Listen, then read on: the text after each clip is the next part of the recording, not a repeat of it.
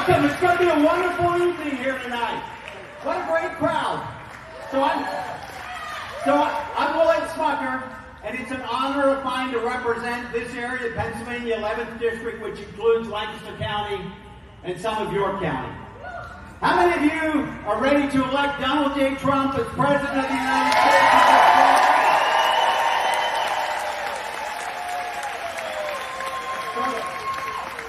So I have a number for you. 958. Anybody know what that is? That is the additional cost for every Pennsylvania family due to the policies of this administration per month. Per month. That minimum is right. How many of you can afford 4 more years of the Harris-Biden policies? I don't see one hand in this place. We have 12 days, folks, November 5th.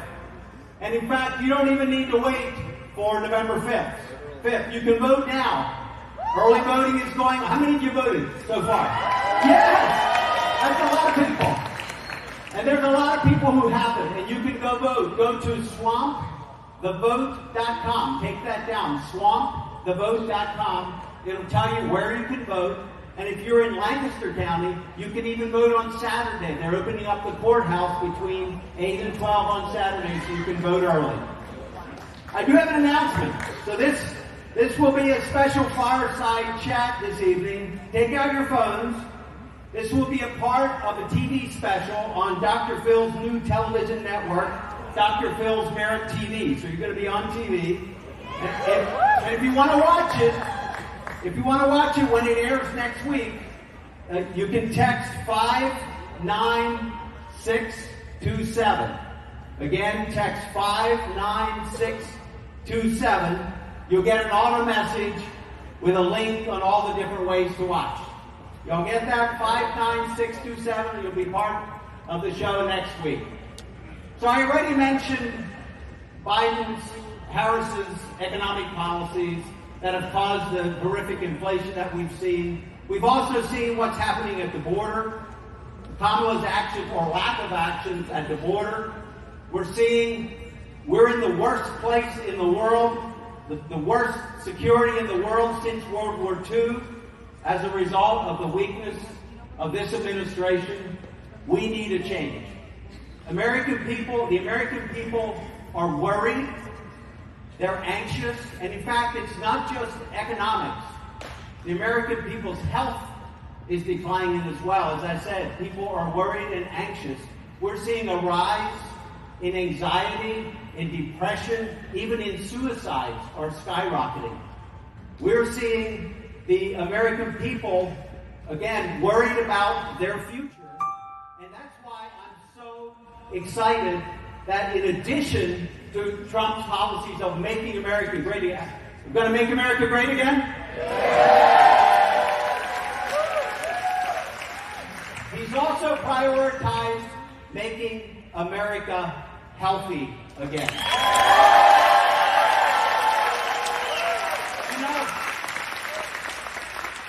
You know, it wasn't long ago that we led the world in the health of our people, in how long we lived, but that has changed. We now are sicker, and we live less long than many other nations around the world. You're seeing chronic disease on the rise. About 40 million people in America today have diabetes. Almost half of Americans are obese. We're a sick nation, folks. It's time that we focus on making America healthy again.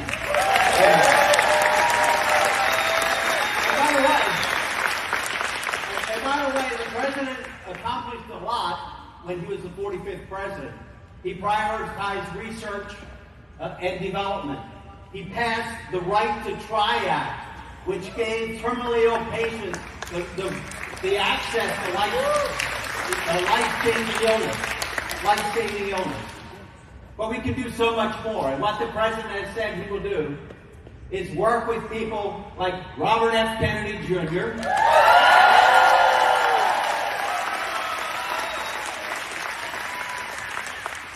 and who's going to work alongside Dr. Phil and Calley Means and many other experts, top-rated experts in the country and around the world, to put us on a better trajectory, on a better, healthy path. So now it's my job to welcome someone to the stage who you all know, one of the premier mental health experts in the world, who has helped more Americans than any living psychologist. Would you please welcome with me Dr. Phil?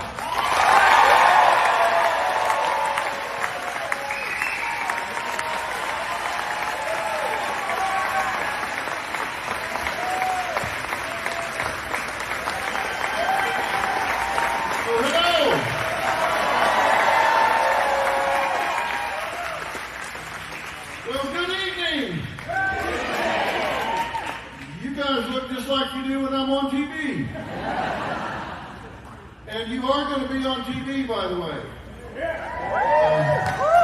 You're going to be on Dr. Phil's Merit TV, so if you're with somebody you shouldn't be with, now's a good time to move. Really good time to move. Thank you so much for being here. This is an important night, and we're talking about important things, and that's why I came here tonight.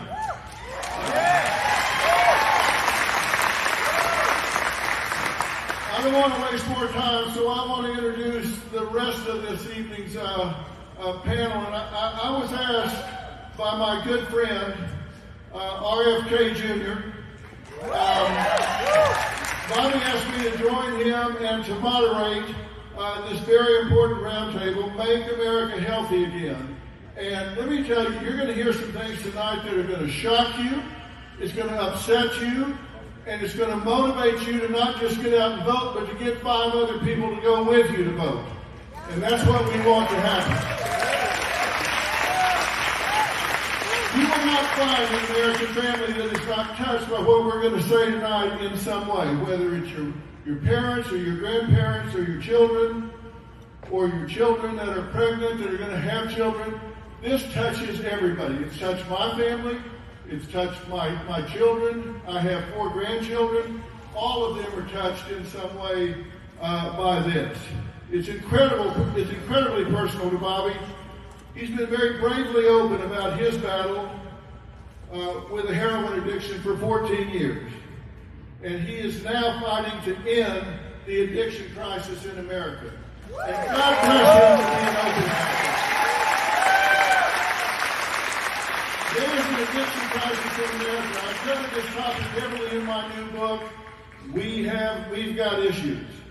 Overdose deaths in this country are going through the roof. Since 1999, the number has quintupled. Think about that. And it is still rising. In 2022, the last year for which we have complete data, the record on overdose deaths in this country topped 105,000. Now think about that. According to the National Institutes of Health, it's over 300 people a day. That's the equivalent of a jumbo jet going down every day. Now you can bet, if we had a jumbo jet crashing in this country every day, it would be headline news. We would be all over the airline industry, would we not? But somehow or another, it just seems to slide by. But it's not going to slide by anymore because Bobby Kennedy's going to make sure it does not.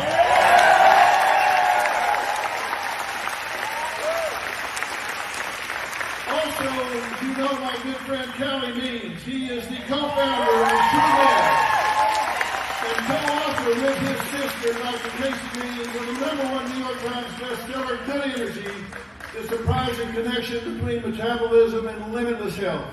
Now, earlier in his career, he was consultant for food and pharma companies and is now exposing their practices. Don't you love it when you got an insider?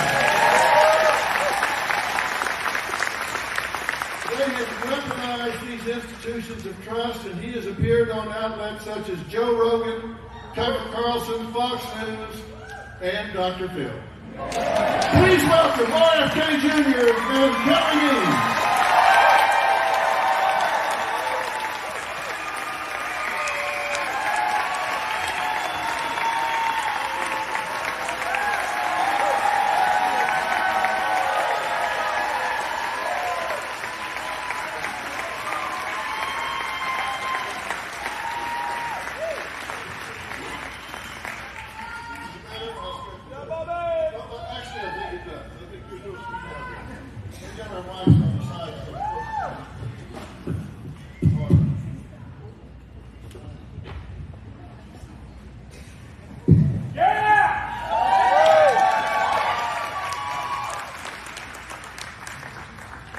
I love hanging out with smart people. It makes me look hopefully smarter. Okay, gentlemen, thank you guys so much for letting me be part of this. Thank you for being here, Phil. Well, we've talked about these things before, and I get really I called fired Phil up. about 2 days ago and said, will you come and do this? So I'm very, very grateful for you.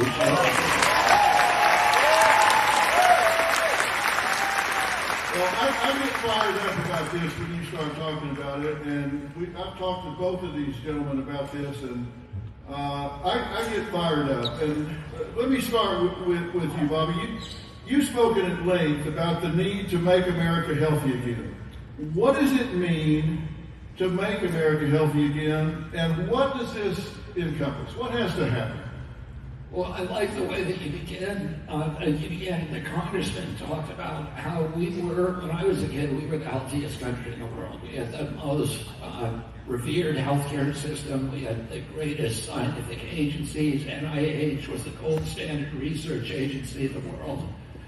And in fact, there was a lot of countries, that in the early 1960s, these new countries that were colonial countries particularly in Africa and some parts of Asia, they didn't have the money to have a research agency of their own, and in their constitutions, they put whatever NIH says, whatever FDA says, will apply in our country. So everybody was looking at the United States for gold standard scientific research, and we had gold standard healthcare. You've seen these pictures of the Presidential Council on Physical Fitness, which my uncle started, where these kids in high school, they all look healthy, they all look like athletes, the athletes of today. But these were just average high school students. We had the longest lifespan of any country in the world, and we had the greatest healthcare system. Today, we have the worst healthcare, we have the most expensive, we pay 2 to 3 times what people pay in European countries. We pay almost 5 times what Italians pay, and they have a lifespan 7 years longer than us. Our lifespan has dropped compared to Europe by almost 6 years since 1970. So we are losing every year. We're losing IQ, and that has never happened before. Our IQ, there's something called the Flynn effect, where IQ in this country has increased every decade since 1900. And for the first time, IQ in our kids are dropping. College entrance exam scores are dropping, particularly among males, which are more susceptible to certain kinds of brain injury. And we're seeing male performance in schools drop way behind females, including in areas that were traditionally dominated by boys, which is math and sciences. They're dropping behind girls in those issues. We're seeing, as you pointed out, a mental health crisis. 40% of American teenagers are diagnosed with depression. This is not normal. We've had an increase in chronic disease. And what do I mean by chronic disease? I mean basically 3 categories. One is neurological diseases like ADD, ADHD, speech delay, language delay, tics, Tourette syndrome, narcolepsy, ASD, autism. These are words that I didn't know as a kid. I never knew anybody with these diseases. I had 11 siblings. I had about 70 first cousins. And I didn't know anybody who had any of these diseases. Autism in my age group, 70-year-old men, is still today about 1 in, depending on what study you read, 1 in 1,500 to 1 in 10,000. In my children's generation, it's 1 in every 34 kids, 1 in every 22 boys. And nobody's asking, why is this happening? This is a whole generation that's being wiped out. The other category is autoimmune diseases, which is rheumatoid arthritis, lupus, Crohn's disease, all these exotic diseases that we never heard of. And suddenly they're in every classroom. Diabetes, when I was a kid, the average pediatrician saw 1 case of diabetes over a 40 or 50-year career. Today, 1 out of every 3 children who walk through his office door is diabetic or pre-diabetic. That's not normal. Other nations don't have anything like that. And then allergic diseases also exploded. These are peanut allergies, food allergies, eczema. I never heard of eczema when I was a kid. Today in every classroom. I never heard of a peanut allergy. I knew nobody who had a peanut allergy. Why do 5 of my 7 kids have food allergies? This isn't normal. Well, Bobby, take a breath for a minute. You're breathing through your ears. Take a breath. Let me ask you something. Think about this. The trajectory you just described, because in our generation, these things didn't exist, and now they're on the rise.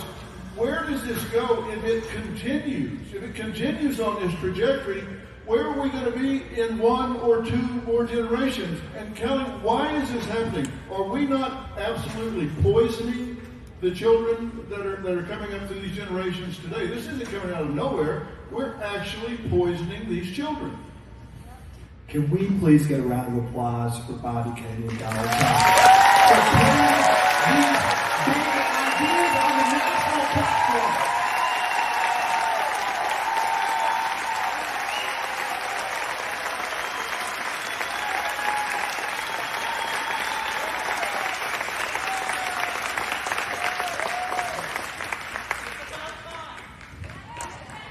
This is not partisan.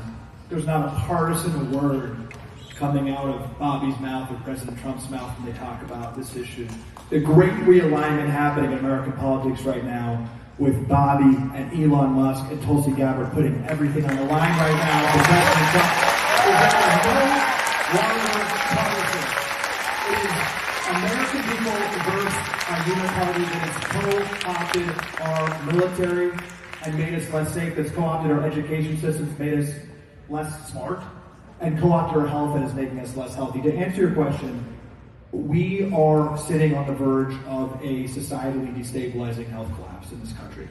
When we have 30% of young adults having prediabetes, when 50% of young adults are overweight or obese, and it's 3% in Japan, we have something morally wrong happening. The math is clear. The largest industry in the United States is not AI, it's not tech, it's healthcare, and it's also the fastest growing, producing sicker, more depressed, more infertile Americans for every extra dollar we spend. It will be 40% of GDP if Kamala Harris gets 2 terms by the end of her term. The status quo is unsustainable and will lead us to a population collapse. Why is this happening? What's so powerful about Bobby Kennedy and Donald Trump, what they have put their finger on, is that this is not a health policy issue. It is a corruption issue.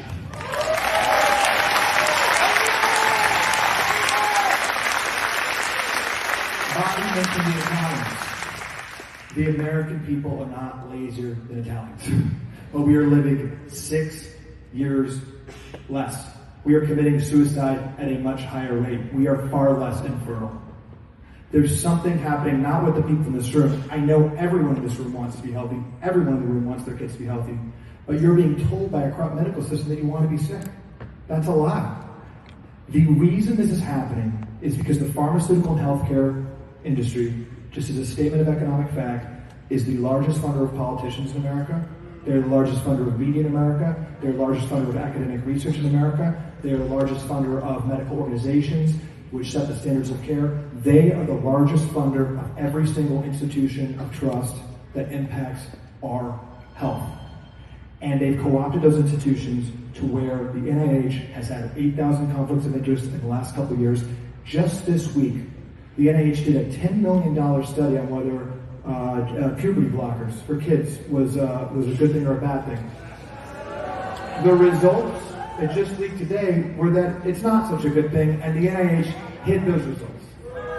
They hid those results because they said it would be bad to get those results out, bad to get that science out. Now, I have to add something in here because when you're talking about they're the biggest funders, that means they're buying the results.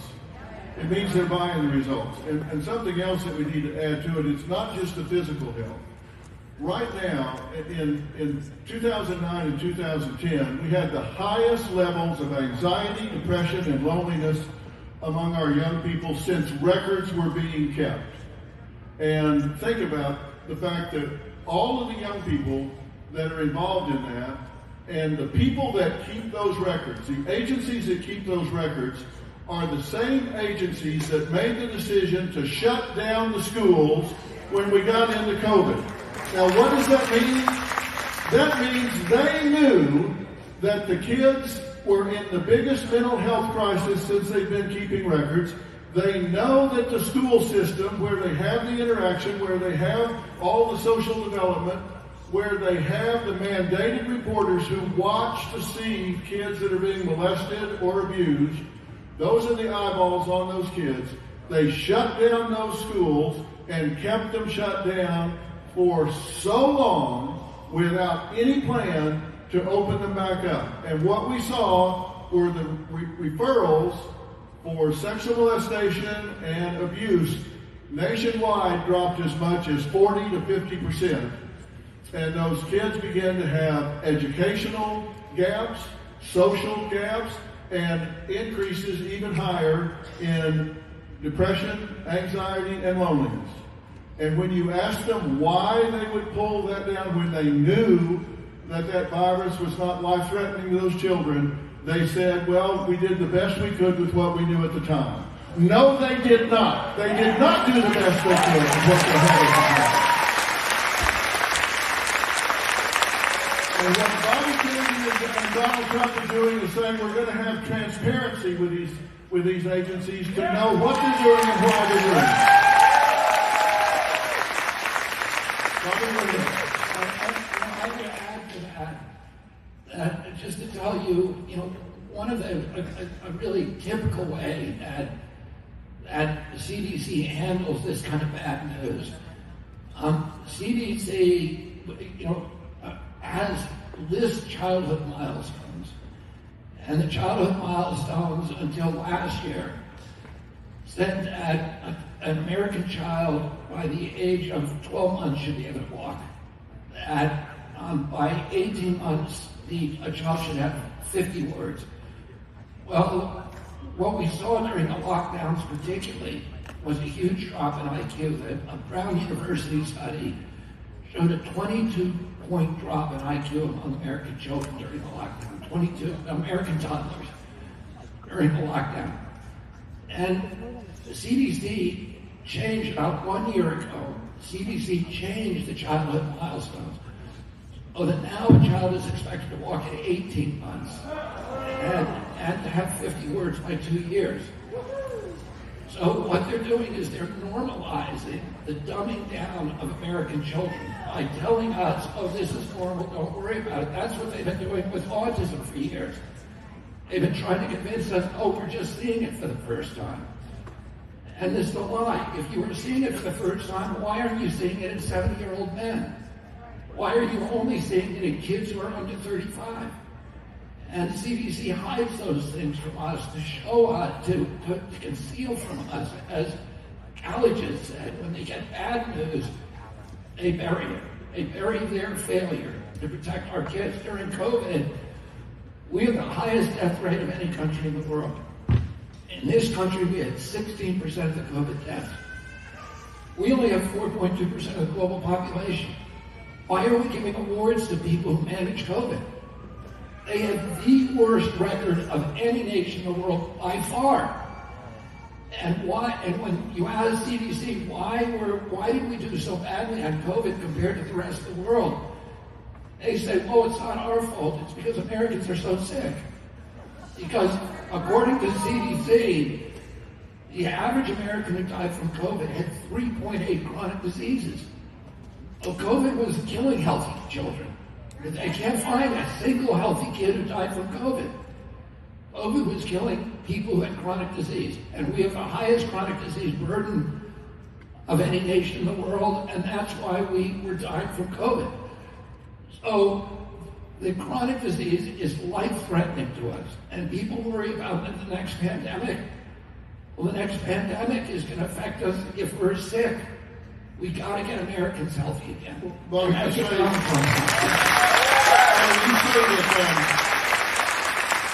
two generations ago, America was the healthiest country in the world, but now chronic disease is an epidemic costing the economy $4 trillion a year, dwarfing even the defense budget.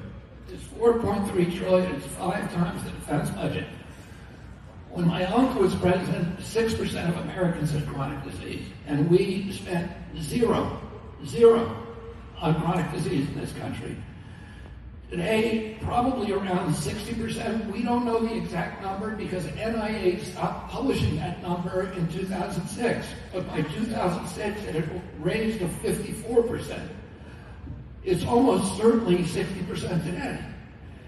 And it's costing us 5 times our military budget. As Calley has said, this is existential. This is what's going to kill our country. It's chronic disease. If you're healthy, our nation is going to face all kinds of crises in the next 2 decades. It could be economic, it could be war, it could be terror attacks, it could be anything. But we're a resilient country. We have tremendous strength. We have innovative capacity like none other in the world.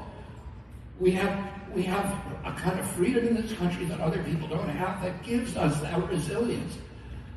But if you've got a sick child, or if you have a chronic disease and you're dependent every day in your life of pharmaceutical interventions, it is crushing. And it's crushing our economy, it's crushing us morally, it's crushing our optimism and our hope for the future. In 2013, Gallup did a poll of Americans under 35 years of age, between 18 and 35, and asked Americans, young people, are you proud of the United States of America? 80% said yes. The same poll taken 8 months ago, only 18% said yes.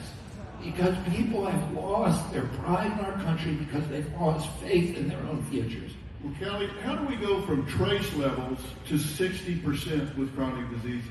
How do we go from such low levels to getting to such high levels that it's eating up the budget and tearing down the society? How do we go from, in particularly, such a short period of time?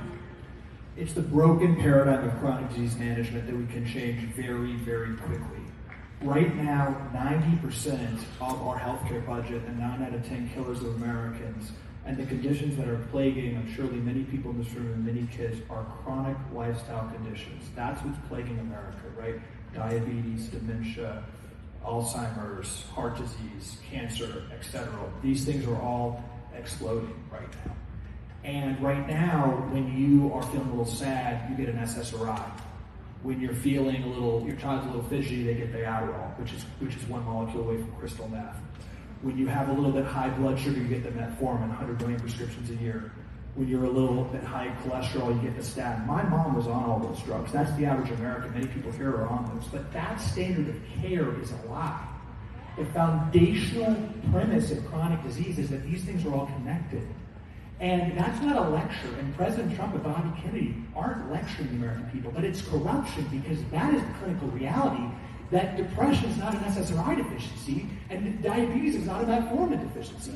There's a multifaceted attack on our metabolic health, whether that's the proliferation of pharmaceuticals, whether that's the fact that we let the tobacco industry buy our food industry in the 1990s and create the food pyramid and put 10,000 chemicals in our food that aren't legal in other countries and weaponize our food with single oils and added sugar and how we process grains, whether that's the fact that school kids in a windowless room sedentary to where kids are so sedentary today that 77% of military-age men aren't eligible from a physical fitness standpoint to join the military.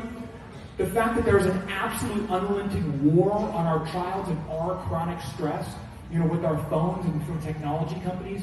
And I always say this, and Bobby says this, there's nothing more profitable than a child's dopamine. There's nothing more profitable than getting them addicted to ultra-processed food, than getting them addicted to soda, which we subsidize with food stamps, than getting addicted to their phones, than getting them sedentary. So the fact of the matter is we've lost our way. We've let this institution, the food industry, which through just basic economics wants food addictive and cheap, we've let them take over our USDA, and we've let an industry that wants profits from Americans being sick take over our health authorities. This can change very quickly, and it's not about lecturing. The last thing I'll just say real quick, and I want to address this. The media somewhere around here, they're doing snarky articles about President Trump's commitment saying he went to McDonald's. Let me be clear, I'm sure a lot of people here go to McDonald's. The question is, why is the food at McDonald's different than it is in other countries? Why do we allow American companies to completely reformulate their ingredients? People should be able to go to McDonald's without poisoning their kids. People should be able to trust our food industry. This is about corruption, and it's about changing the standards of care so that when your kid is depressed, or your kid has anxiety, or ADHD, or what have you, they're getting the correct clinical guidelines, which often is not a drug. Right? That's what it's all about.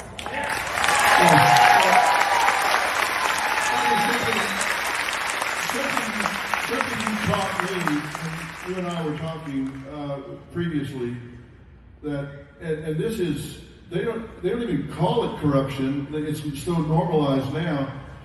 This is something you taught me earlier, that when drugs get approved by the FDA or different agencies along the way, but by the FDA, you say whoever approves those drugs actually gets paid for life for approving those drugs? We're conflating two straighten it out kinds of corruption. One is when the FDA approves a food or a drug, there's panels that do that. They're outside panels. They're not FDA employees. The same with CDC when it recommends vaccines. It has a panel that it assembles of so-called experts.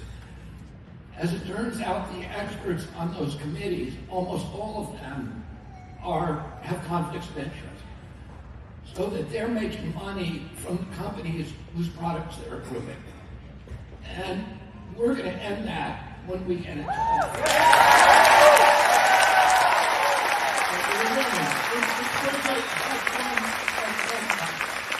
Break it down for a minute. They're making money for what they're approving. Yeah, they're making money, for example, and Calley can talk specifically about the individuals who are on the FDA committee that approves new foods and the USDA committee that creates the food pyramid. Those are people from the food industries, and they're professors who are developing products and chemicals that they will profit from by selling them to the food industry. There's another conflict, which is that NIH in 1980, NIH when I was a kid was 15 minutes from my home, and I wanted to be a scientist when I grew up. And I would go to NIH and look through the microscopes. I had a friend who was a scientist there, and I loved going to NIH. And it was, like I said, the gold standard medical or scientific research, biomedical research agency on Earth. In 1980, Congress passed a law, and Ronald Reagan signed it, called the Bayh-Dole Act. And that act said that scientists who worked for NIH, who developed new drugs, would keep royalties from those drugs if those drugs made it to the market. Plus, NIH itself could keep up to 50% of the royalties on drugs that it developed. And I think it quickly became the primary preoccupation of NIH. So it stopped doing the kind of medical research designed to make us better. And it focused instead on the research to develop new drugs that would bring money into the agency.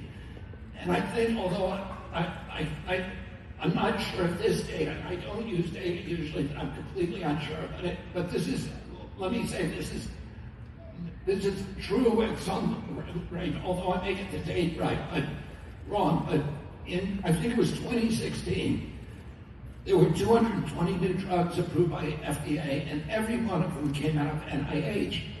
So NIH has become the incubator for new pharmaceutical products. And I'll give you an example. The Moderna vaccine, which was pushed heavily by the government, and we were mandated to take that or one of the other products, but depending on a region, that may have been your only choice. That product was developed in-house at NIH. There are 6 scientists at NIH who will collect $150,000 forever.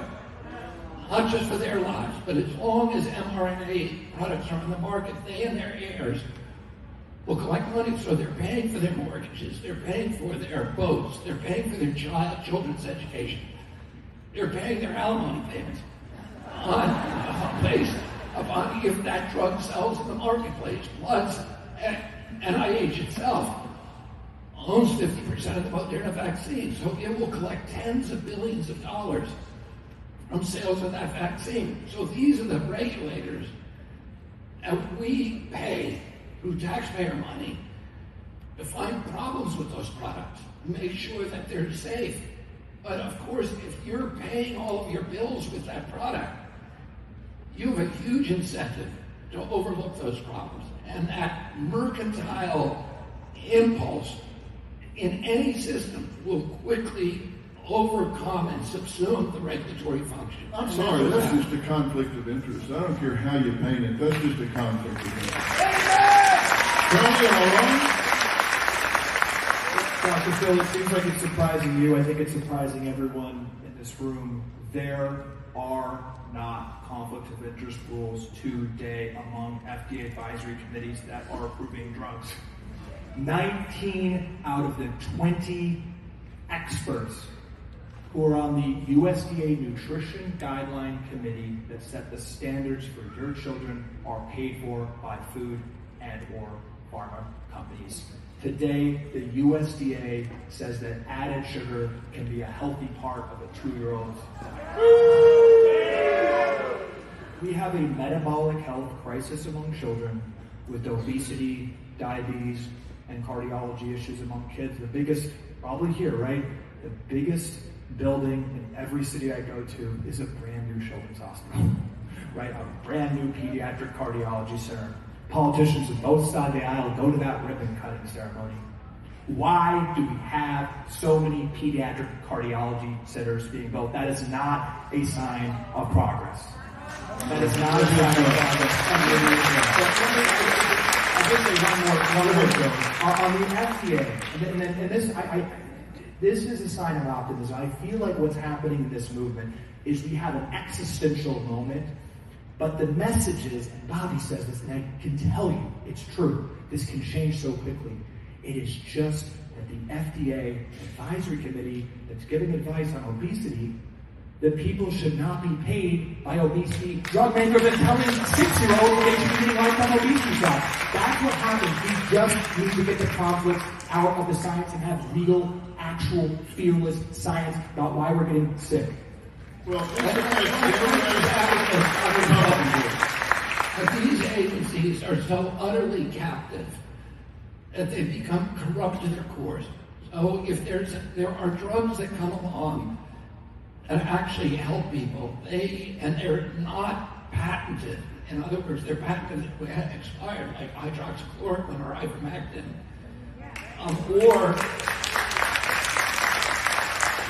interventions like stem cells or hyperbaric chambers or chelating drugs, things that are proven through peer review to help people. But the pharmaceutical industry is not making money.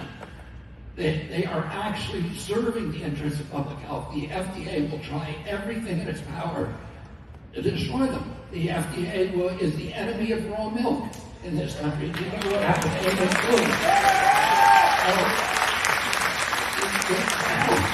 health agencies, which are supposed to be serving public and promoting public health, have become instead vessels for promoting and advancing the mercantile and commercial interest of the agencies that they're supposed to, of the industries that they're supposed to be regulating. They have become stock puppets of the industries they regulate. Well, let me ask you this. The Trump administration took historic actions during the first administration to lower prescription drug prices, to expand access to affordable coverage, deliver hospital and insurer price transparency, to allow Americans to get to trusted doctors. Now, this is going to be a challenge when it starts again. And I don't know what's going to happen if it doesn't start again. But what is the plan? How are you going to impact this when November 5th comes? Well, we 11 days away? Is it 11 days? That's close, folks. 11 days away. And we've got people here like Calley and Bobby who are saying, put me in, Coach. I want to do this. I want to make this a priority.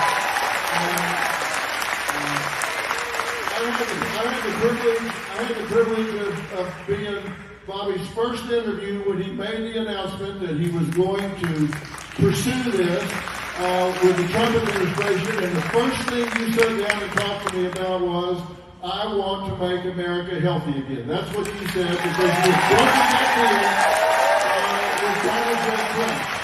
What is your plan to make this work once this election is over with? And I'm going to let Calley in a minute talk about the specifics of the plan, because the two of us are working on the transition team.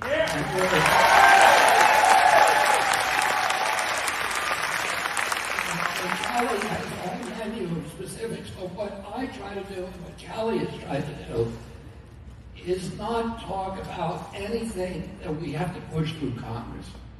Because anybody who tells you that they're going to change a law that requires congressional approval is, let me say, they're being over-optimistic.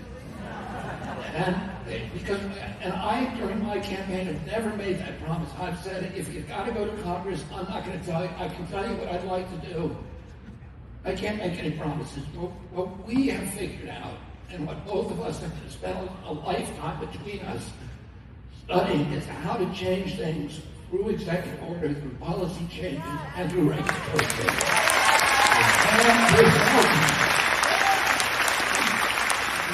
Many of the laws are on the books that already require good behavior. It's just that they're being skirted through agency capture. So we're going to change the personnel of the agencies. We're going to fire.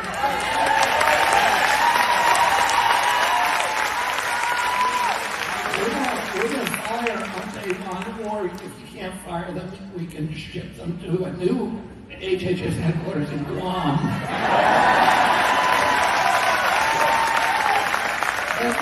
Every nutritional scientist at FDA, because all of them are corrupt.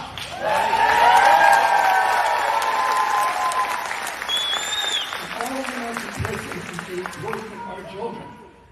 NIH has a $42 billion budget, and just for scientific research, and it distributes that budget among 56,000 scientists at universities mainly across the United States. And those scientists have been working on new drugs to treat chronic disease that can be turned into weaponized by the pharmaceutical industry to serve their profit ambitions. And we're going to go in at day one, and we're going to say we're going to change the focus of this agency, and we're going to find out what is causing the chronic disease epidemic. And we're going to,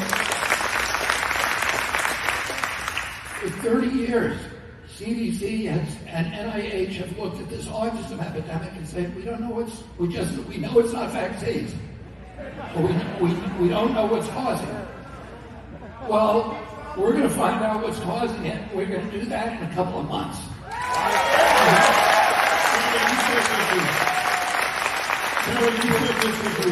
these scientists work finding out what's causing the obesity epidemic. Is it high fructose corn syrup? Is it all of these other? Is it seed oils?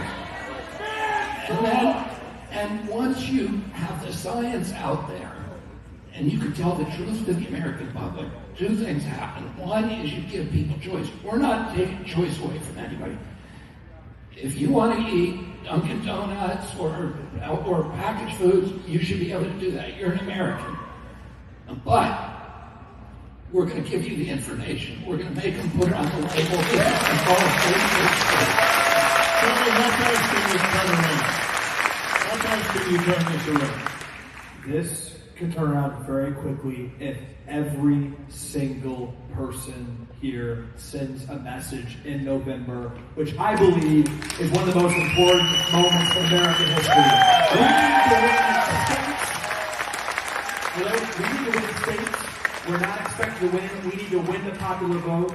We need to send a message, because what that's going to do is it's going to hypercharge the reform agenda that President Trump is talking about, and President Trump, who's bringing together Bobby and Elon and Tulsi to get solutions. A high-level framework, and the way I look at this, and the reason I'm so optimistic, and it's so important we all get out there and vote, is because what President Trump has done, I think the reason he's the most important figure of our generation politically and societally is because he's tapped into this anxiety, this frustration, this feeling we all have that our institutions aren't quite right, that they're rigged against us. And what Bobby, I think, has done is tapped into what President Trump has been saying for a long time, and adding depth to that there's no greater example of the swamp than what is happening to our kids' health. And it's so core to what President Trump has talked about since the beginning. The American people want to thrive, but there's rigged institutions in the way. So I just want to highlight what Bobby and President Trump has been talking about. This is not about command and control. It's not about overregulation. It's about a belief that all of you want to be healthy. That is what the belief is. And number one, you need correct science. So as Bobby said, why do the NIH and CDC have nonprofits that allow pharma and food companies to directly bribe them hundreds of millions of dollars? Cut those day one.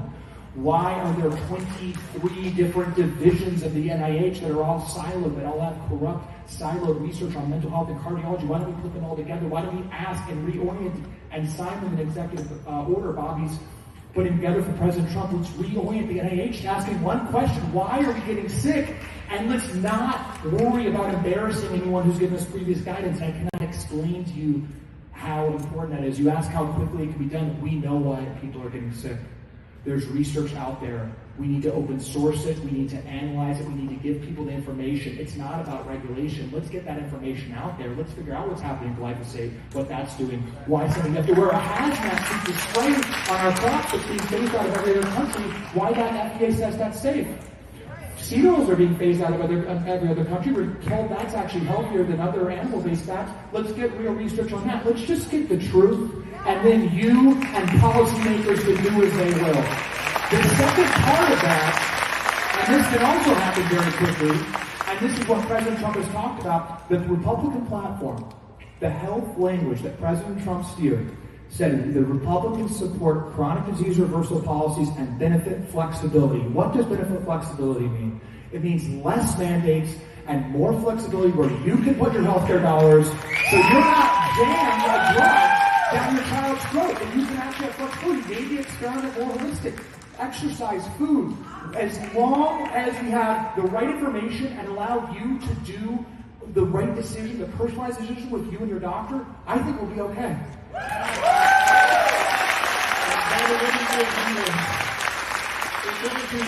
Let me give you the final comment. What is it you want people to take away from this meeting and really concentrate on between now and when they cast their votes in this historic election?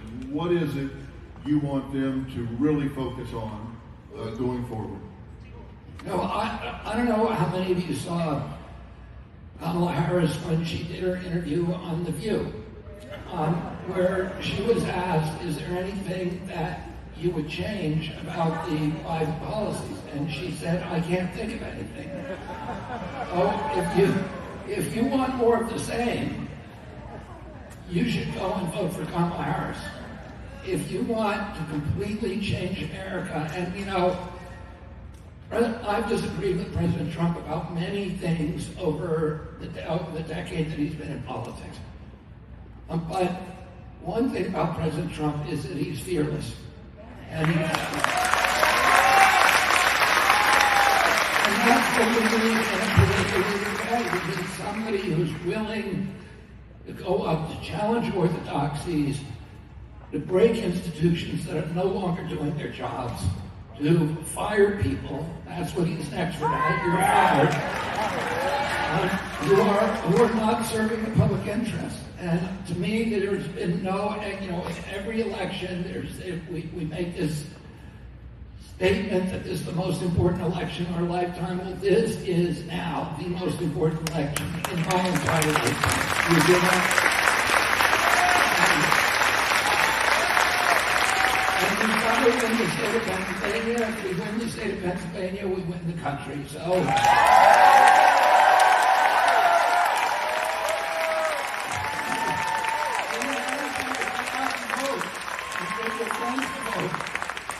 And don't let anybody make excuses. Get to the polls early. How many of you are in Pennsylvania? Can you send in the ballot early? Right. How many of you have sent in your ballot? All right, we need all of you to send in your ballot early. Well, let me say this to everyone that's here. Thank you for coming out, but let me say this to you. These two are fighting a huge institutional legacy. And it takes a lot of courage, and it takes a lot of energy, and it takes them knowing that people are behind them. And if you're behind what they're doing right now, let it go right now.